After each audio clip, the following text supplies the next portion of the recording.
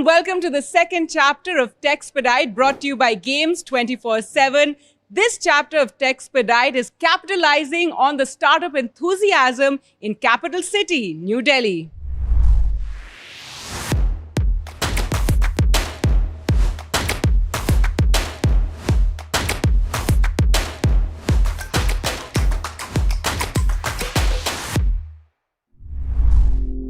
As its journey continues, TechXpedite comes to Delhi for an evening full of connecting startups with the resources they need before heading off to Hyderabad. In Delhi, TechXpedite shone a torch on two key issues. One is funding for startups and the second is becoming sustainable. The evening began with an important keynote address by Mr. Rahul Tiwari, who spoke about the journey that an entrepreneur goes through, followed by an inspiring address by Shri Sanjeev, Joint Secretary, DPIIT. One of the very important thing in startup is the power of ideas. And I think this is the starting point of an entrepreneur's journey. You come up with an idea that is path-breaking, an idea that basically challenges the status quo. It can redefine the boundaries of innovation and can kind of unleash a lot of economic and financial growth in a particular sector or the market. But at the same time, I think it's important to look at what we are dealing with in India. It's massive transformation of an economy that's already the world's fastest growing. But here lies the challenge is to really have the audacity of creating very, very large outcomes. And we have the world's largest population. We also have access to tremendous digital public infrastructure that the government has invested in. That is where lies the power of ideas in this country. The startups go through phases of explosive growth, start to get disrupted themselves. And that is where the stability of the founding team is very important. It's the diversity of the team that can really sustain the competitive pressures and also the disruption that comes their way. Amazing companies are built by amazing teams. It's the team that believes in the vision of the company or the vision of the founder and is passionate about redefining, what the mandate that the team takes on, and really always been looking, forward how to kind of innovate, not incrementally, but in a step function. What we are looking forward is some of very disruptive ideas to come out that can really, redefine innovation in India. And I think this is also a partnership that we are forging with DPIIT, where their sponsorship and their encouragement is, a very important factor for us to really, redefine the accelerator as they've been run in the country.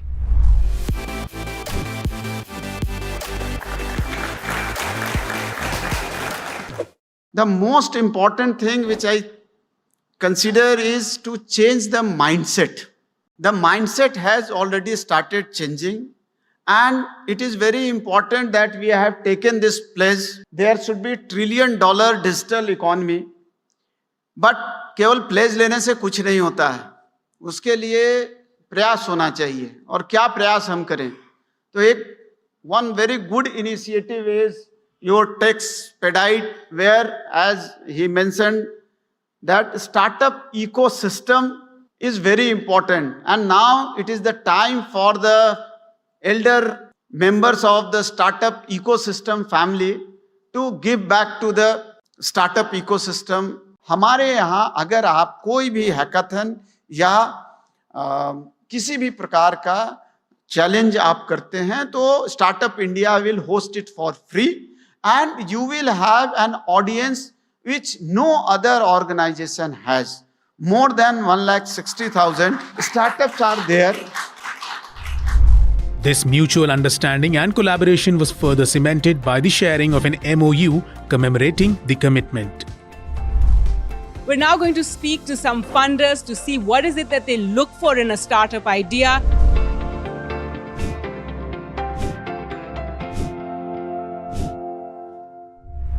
So let's begin. And Mr. Nagpal, I'd like to start with you. If you could advise the young people, those who have ideas, if there are the traditional ways of funding, there's the venture capital, and then there are new options as well. So talk a little bit about that. There are two ways that you raise money. One is by giving equity and the other is by raising debt. As you start, you raise equity, but later on, you can even raise debt. So money availability in India is really, really good right now to actually take your idea and to take it to the next level. But I think in this whole funding process, the one piece that we are not really picking up is how Indian companies were built before the VCs walked into this country. All right. Right? You have bank debt that is coming in. Companies were built on bank loans. And today, that debt funding from banks is opening up for startups. So there are several schemes where you get money for women entrepreneurs, banks are giving money, non-collateralized loans, lines of credit that you get bills discounting, all of that is available. You also get funding from your customers, right? You take advances against your invoices. Try and use infrastructure, reduce your costs, share costs, and you still get funding. You get a runway. What I think we've seen in India is that when it comes to the first check, and that's what I think you were talking about, is that's becoming relatively easier because there are a lot of people who have created successful companies. They know exactly what the journey is, and then they bet on some very disruptive ideas. But I think the challenge is really the next check. And I think that's where we have to really guide the entrepreneurs so that they make more with less. What has happened is that science of experimenting has got institutionalized in India. And now we are actually at a very flywheel moment that what is going to happen over the next decade is going to be very high quality entrepreneurs coming in, and you will have like global world-class category created companies coming out of India. I need to invest in probably best of the next. I don't want to invest in best of the best, very clearly, right? So I'm looking at disruptive technologies or disruptive solutions which are solving real problems, but they're solving it through a technology intervention which is going to be the next industry tomorrow. So I'm looking at category leaders. I'm looking at innovation. I'm looking at people who understand what the problem is. They understand how it's going to get solved. They understand that this is going to be disruptive in the way it's getting solved today.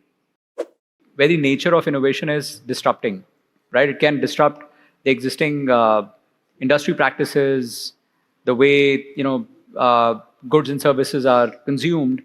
And from a regulator's standpoint, this is something where they play the catch-up game. Right? But at the same time, I don't think we should look at regulations with a very negative connotation like it is done typically, right? When I think about startups. I think positive disruption can also be caused by regulations. I think the investor needs to be very clear that he's not the captain of the ship, he's the coach at best, right? Number two, I think he has to be able to clearly articulate before investment to the founder that, look, I'm getting married to you, and I'm going to look for a divorce at certain point of time. I'm looking out for a hefty alimony. If that is very clearly stated, I think there is going to be alignment interesting going analogy forward. there, yes. Yeah, but that's what we do, right? Because then the entrepreneur is clear that both of them are working to the same objective of growing the company, right, as shareholders. But at some point, the founder will continue on the journey, but the investor will have to step up. We're also going to speak to individuals who've been very, very successful and see what we can learn from their journey.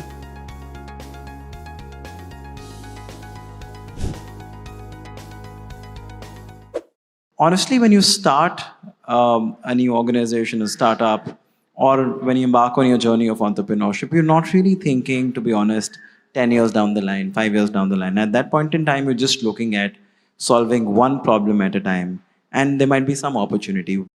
We needed to understand what market needs, what our customer needed, and then we needed to pivot or change our direction accordingly. Running a consumer brand is all about speaking to your consumers, taking live feedback. And of course, I can speak like a marketing guru, but I'll just maybe speak about the exact nuances that we do. So we have multiple channels and avenues of collecting customer data, feedback, and information. The first one is our D2C website. So we just do not measure and understand what customers wrote, but also try to decode how customers behave on our website. So the heat mapping on the website, how the customers move and scroll across the website, to the click-through ratios, to the conversion rates that give us huge amount of understanding of what customers are liking, what banners customers are clicking on, what colors are they liking, what products are they liking.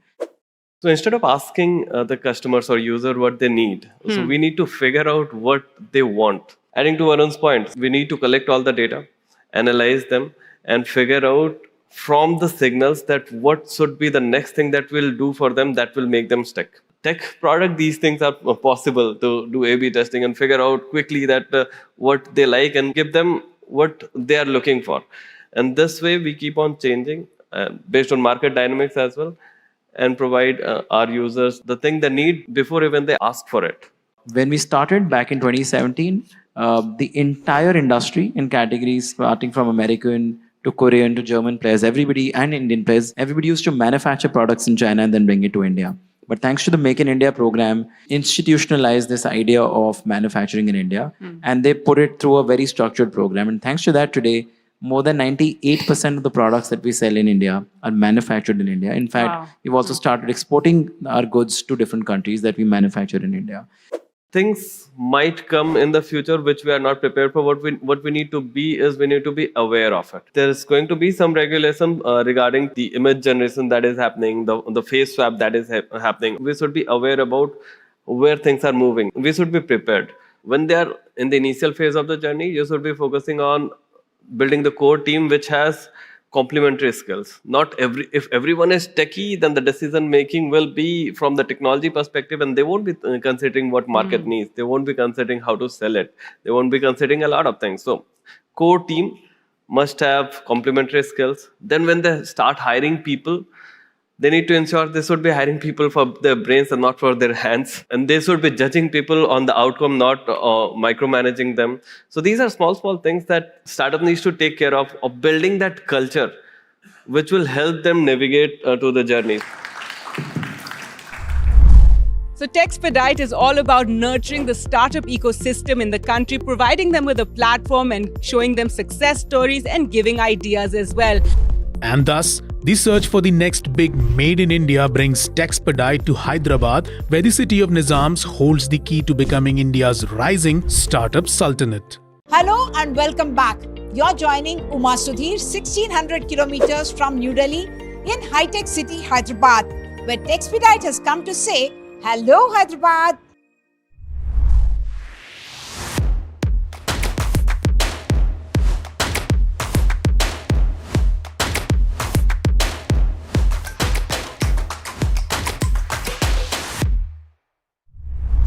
The search for startups with a vision to contribute to digital India's growth and our society's betterment continues in the city of Nizams. With an entire evening of knowledge transfer, experience sharing, support system enabling planned, Mr. Rajat Bansal, CTO of Games24x7, kicked off the event by speaking about new age technologies and how they can help and enable upcoming new age startups. It's my absolute honor to be standing here talking to this audience, where a lot of people who are working on various ideas, new innovations, and it's our effort to give it back to the community in terms of things that we have learned over these 18 years. And in 3 ways, we want to do that by providing tools, resources, mentorships, so that we can participate in accelerating the growth of the ecosystem as a whole. Basically, what we are looking at is it from 3 levels there. This idea is there, how do I execute with precision and convert it into a market which is acceptable by a market and is solving a particular need there. Nothing can come alone. It has to be a partnership between government, Shri Jayesh Ranjanji is here. It has to be a collaboration across market leaders and the communities like VCs and mentors, so that when all of this come together, that's when we can accelerate this journey there. An old African proverb says you need an entire village to raise a child.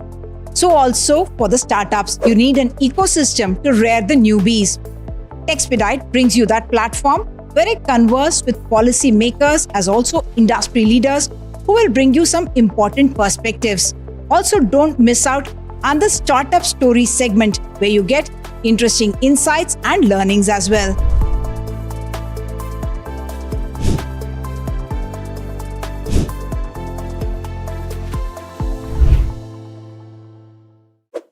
with so many entrepreneurs, Hyderabad is excited to have TechXpedite come here and give that unique opportunity to Hyderabad's startup environment and entrepreneurs as well. In Telangana, when we conducted the Global AI Summit, this was also one of the important aspects that we will discover through these 2 days of very intense dialogues and panels, etc., on what are the ways in which the government's efficiencies itself can be improved. And I'm happy to share with you that we have identified 25 plus interventions. And we are starting this by, first of all, educating government officers across levels, not just the topmost ones, but the cutting edge ones, the middle level ones, on what can AI do for you. AI is as fundamental as like when internet came as a change their life. Every few years, you have a disruptor. Disruptor. But this disruptor seems very scary as well. What I'll say is like it opens up our ability to process large amount of data, get better insights, and then it's up to us to say that how do we leverage that. What all can we do to facilitate this environment for the young talent pool that's coming, which can, like Rajat pointed out, actually transform, optimize, increase efficiency? Skilling is one part. The acceleration programs like TechXpedite is another example that we need to have.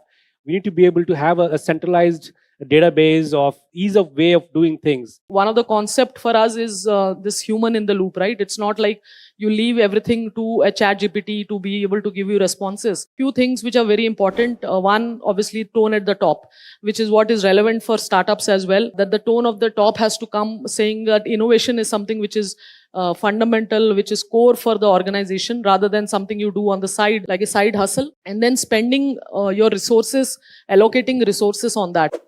Many of these young people with brilliant ideas are looking at AI solutions for real world problems. And yet there are many, entry barriers that we talk about. So could you tell us some ways in which this can be dealt with? You don't need to start with a paid solution on day one there. Like, use open source, fine tune your solutions, iterate over it till the time you get a fit there. Don't go for a generic solution. Try to verticalize it to your problem. As a government, our responsibility is to also ensure that technology does not worsen the divide. When we look at a technology, a solution, it could be an AI-powered solution, or it could be powered by any other emerging technology. One of the kind of criteria to decide whether we will scale it up, whether we will roll it out, one, whether the technology is so simple that it can be used, and second, hopefully it is not very costly to use. Older infrastructure, people are adapting AI now because you don't want to miss the bus, and therefore everyone's like jumping onto the bandwagon. What do they need to do now? One is able to kind of make it more adaptable to the new use cases, the new environments. Second, you have to have more scalable, high performant and resilient. Third one is really about integrate the data with those silos. Fourth is really about making it meet the highest standards of the security and privacy. I think this is where the startups or entrepreneurs who are actually looking at solving the problem is how can I help ease this data readiness problem easier, making it smoother for the organization. You can use the data to personalize, hyper-personalize, drive engagement. But at the same time, you should be thinking about that, okay, I'm driving engagement, but am I putting relevant checks in place to detect overindulgence? Sudipta, what's your view on this, high-risk industry, so to speak? I mean, it may be many startups come up with these kind of innovations that are AI-based. And then it could be banking, finance, health, any of those. Do they jump in, or, there's a lot of innovation that happens there in these kind of sectors. There's a lot of risk as well. What are the thought processes that need to be going in before they jump into something like this? Because the outcomes could be very different ultimately. You are embracing AI, but where that road leads you ultimately, you may not know that. No, so I think innovation will not happen if you are risk averse, right? You will have to take some risk, and those are calculated risk. I wouldn't say, meaningless risk that way. It should be very much educated and calculated risk that you look at. Building certain applications around that, with whether in banking and insurance, where underwriting is sort of happening without, any checks in that needs to be required. So certainly very important that you have a human in the loop where they're able to take right decisions wherever there are exceptions which are coming in. So that's what.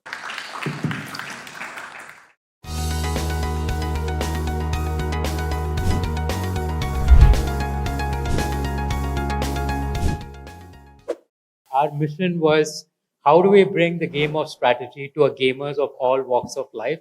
And today we have about 10 million users across 100 countries. So what we're trying to solve is that problem for the next set of startups, where you don't have to worry while you're building products. Can there be a co-pilot, of course, with human intervention, that can help you get your first set of 10 customers, first set of 100 followers using AI? We talk of AI, right? How do you integrate or continue to stay relevant, but at the same time, bring in new technology to make the game more immersive? Also, we're talking about AI right now. Literally in gaming for the last 10 years, they've made a decisive factor in gaming. That's why even in our own company, we have 3 broad areas. One is player experience, which is always tuning the difficulty level, etc. Second is user acquisition, which is using generative AI to attract newer audience to come and try our game. And the third is the game production itself. Can we create more things, more different artwork, more high quality artwork, more personalized experience for users using generative AI? We know how agencies as a model work. Let's say we're going to put you 4 blog posts, 5 social media posts a week, kind of thing. That doesn't work anymore. So after the AI and the personalization has come, you have unlimited number of posts that you can personalize to your cohorts, that you can get it done. So we knew in order to do something like that and to attract a vast audience, we had to personalize it, not at a product level, but at a user-to-user level. That's why we deployed algorithms which automatically tune the difficulty levels, the kind of challenges they get, how quickly they unlock things inside the game. And as we were tuning it more and more, as we started getting more data, we were able to tune it even faster. So in the previous panel, we had folks talking about skilling, upskilling, reskilling. How do you yourself instill that reskilling and upskilling within your teams? And how do you kind of stay ahead of the needs that your customers probably could have? It's not about the technology. See, technology is just a tool. It can be AI, it can be other things. It's about how deeply do you understand the problem that you're trying to solve for a customer. Ultimately, there's a customer there. I would always tell the team, focus more on going so deep into the problem in the customer's context. When we go and show, or when we go and tell the customer, his jaw should drop. TechXpedite standpoint to support early stage ventures, how do you see, or where do you see role of accelerators and ecosystem builders kind of coming in? When we are in this journey of building the 0 to 1 phase of companies, right? There are too many unknowns. We don't know what we don't know until we know it. And every day when we wake up, there's a new challenge, right? So that is the place where an accelerator kind of a thing can really help to give that air cover and try to help us in trying to figure out those unknowns and be prepared. There's a reason why ecosystems are so important. Startups across the globe, if you see, they end up feeling like they're there in clusters, right? This is not a coincidence. It's because ecosystem falls, and as more people come into the ecosystem, it just gets easier for everybody to build on top of that. Find a niche and solve a mission critical problem for a customer. We always try to capture value before creating value. So please create value, quantifiably show the ROI, and then try to capture the value. Venture building is always a journey. It's not a story, because story means there's an end to it. Our takeaway from Hyderabad, while AI drives innovation, you require an entire ecosystem to drive its growth. TechXpedite will continue its journey across the country with its accelerator program in order to enable India on that road, on that path towards a $1 trillion digital economy. Thanks so much for watching.